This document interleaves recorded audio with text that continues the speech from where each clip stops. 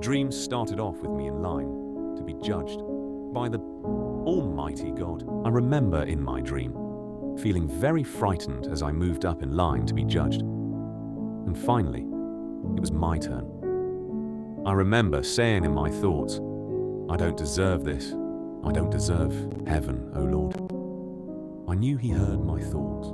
Then suddenly, after being frightened, basically knowing where I am going, I hear God say, "My son," in a loud, booming voice. That's all he said. Then I immediately felt a sense of relief and love. My dream ends there.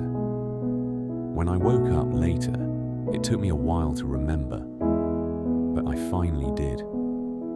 The first thought that came to mind was, my spiritual journey is not over.